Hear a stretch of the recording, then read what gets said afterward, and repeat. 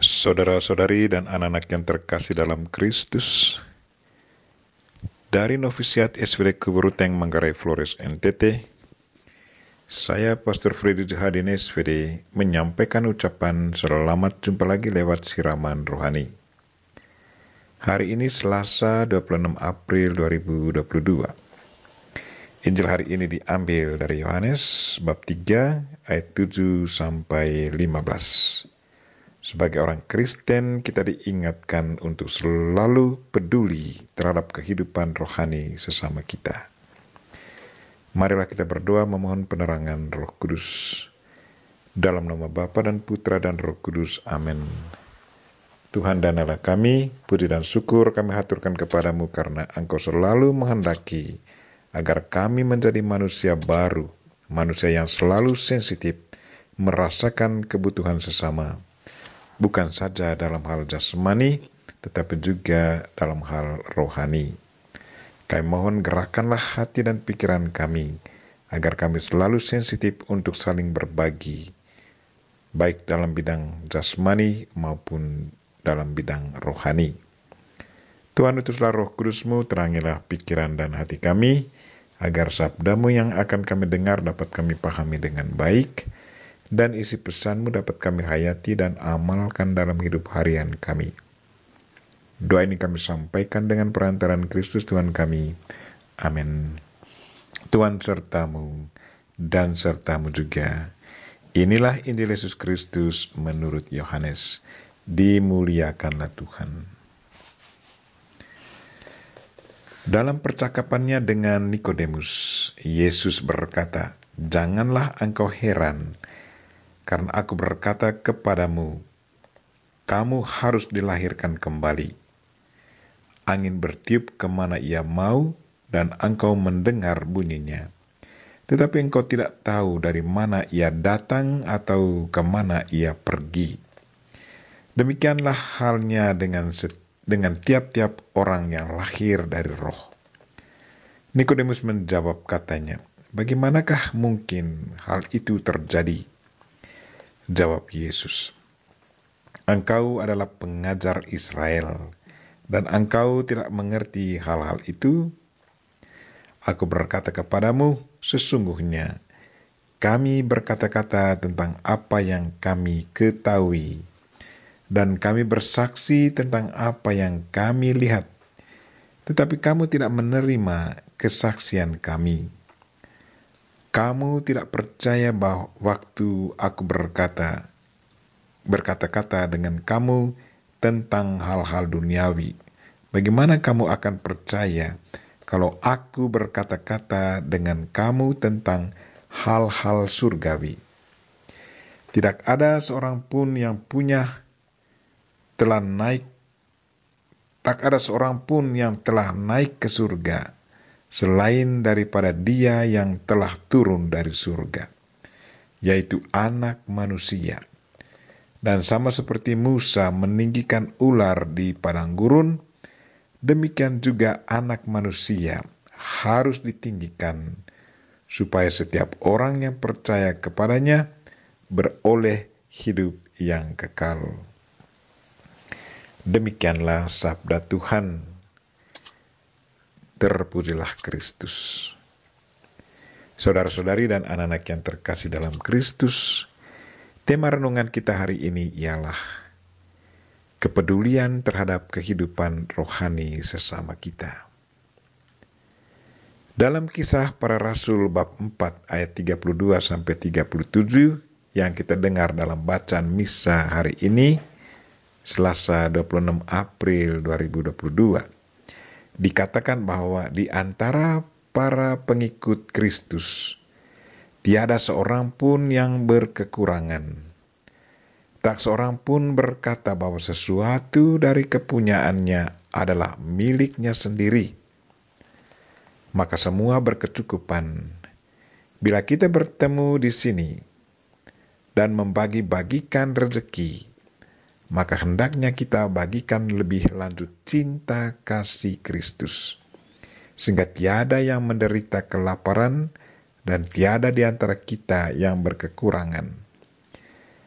Apa yang mereka buat sesungguhnya adalah satu bentuk perwujudan nyata dari ajaran Kristus tentang kelahiran baru dalam roh. Kelahiran dalam roh berarti memberi diri dan kesempatan kepada Tuhan untuk menjelma dan membiarkan Dia bekerja dalam diri kita.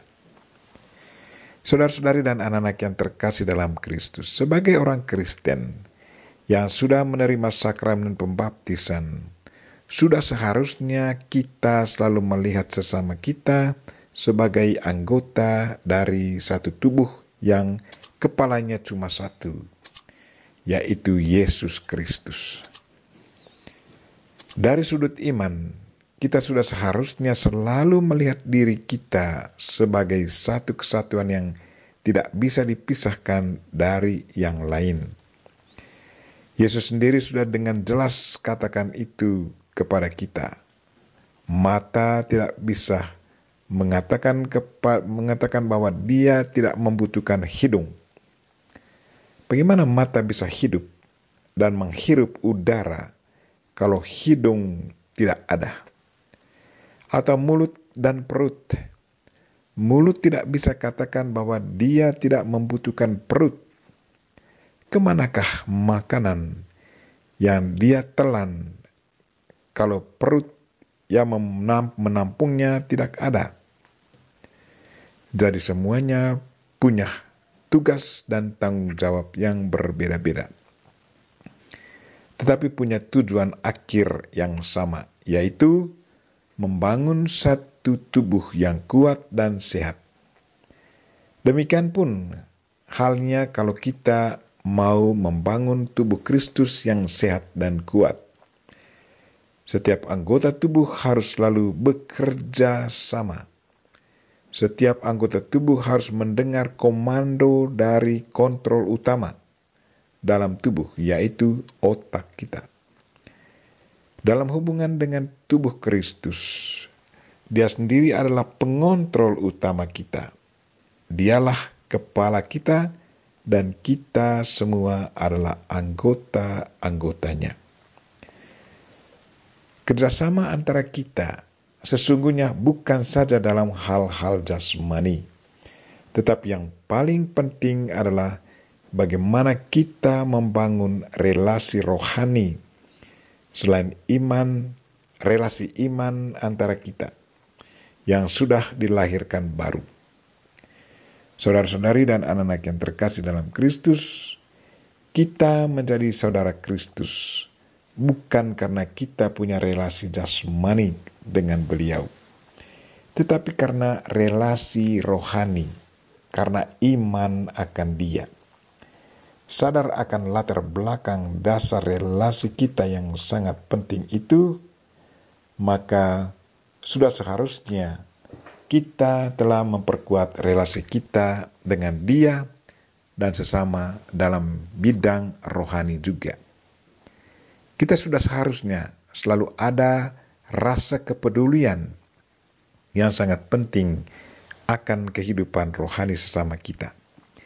Kita harus membantu sesama dalam hal berdoa, mengingatkan sesama akan kehidupan rohani, menegur sesama yang melakukan hal-hal yang tidak berkenan bagi Tuhan, sesama, dan diri sendiri.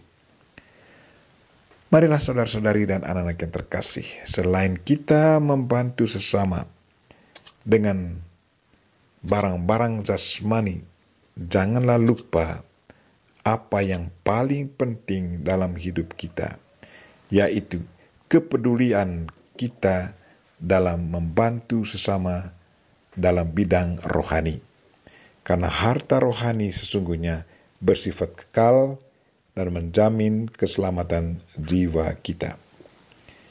Kita berdoa semoga Tuhan menggerakkan hati dan pikiran kita agar kita selalu sensitif untuk saling berbagi, bukan hanya barang-barang jasmani, tetapi juga kepedulian kita dalam hal-hal rohani.